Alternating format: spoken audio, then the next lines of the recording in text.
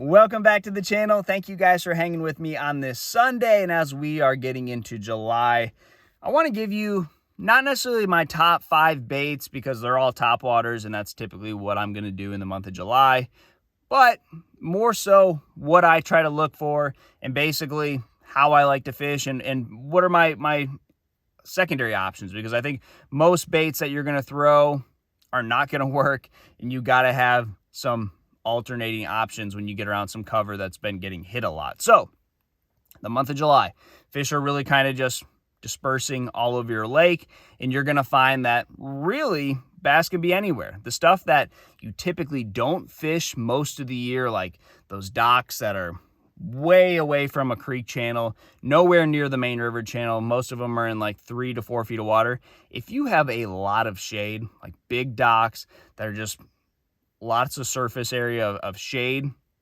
those will hold bass in the month of July. Those typically can be your best bass. Now, any other time of the year, I like the docks that are on channel swing banks, docks that are, near major highways where bass are traveling. For whatever reason, the first time I heard this, I thought it was crazy until I tried it. But some of the best docks in the dog days of summer are the ones that are away from everything. And that's, I think, because bass either need shade, they need current, they need deep water refuge, but any of those will work. So if they're roaming around on a flat eating bluegill, they can stay there. They can hang around eating bluegill, and then they'll just go under a dock. A dock is one of those places where they're safe. They can stay there for a long time and not have to eat, come back out and eat a bluegill and go back under there and not eat anything for a week. So anytime that I am dock fishing in the summer, it's not just a jig, it's not just, your typical dock fishing baits. I like to have a couple different options. So like a long, slender worm sometimes will get bites when nothing else will, like a Senko or a trick worm or something like that pitched on a Texas rig.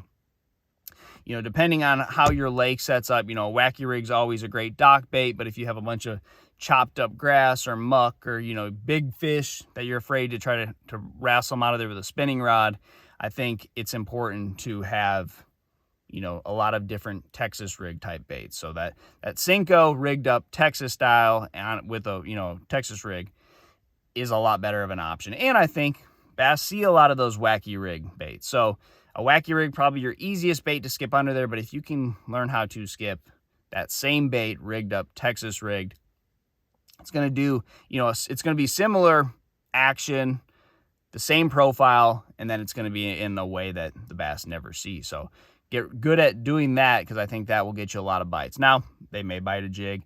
I've caught them that way in the month of July, so don't be afraid to do your old, favorite dock fishing baits. But also you will find that bass will be all over the place from depending on how your weather's been. So if you get like a week of just storms where they may just set up on the edge, the whole flat will be full of them. So you have a cloudy day. You've had a week of that type of weather.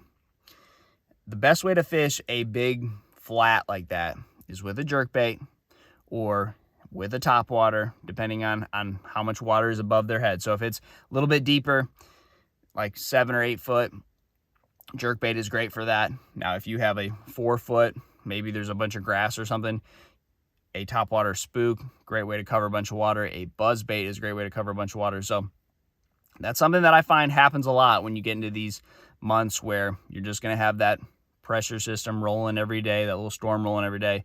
They're not going to be right on the edge where you typically always catch them. They're going to be just dispersed through the whole flat, and you got to kind of hunt them down on the whole flat. It's random. You don't know exactly where they're going to be. And this could be hydrilla milfoil eelgrass flat, or this could be a shelly flat, or just some type of current break, or it could be a lily pad field. So there's a bunch of different options, but I want to say the similarity, no matter what type of cover and structure it is, if you have sun, that's going to keep them on the edge. Current will do the same thing. But when you have either a lack of current or clouds, that bait is going to go all over the flat. It's not going to be just in the eddy anymore. It's not going to be just on the break. It's going to be all over the flat, and that is when you need to catch them, by covering water on the flat, because those fish will push way up there. So that's something that I've seen happen in July.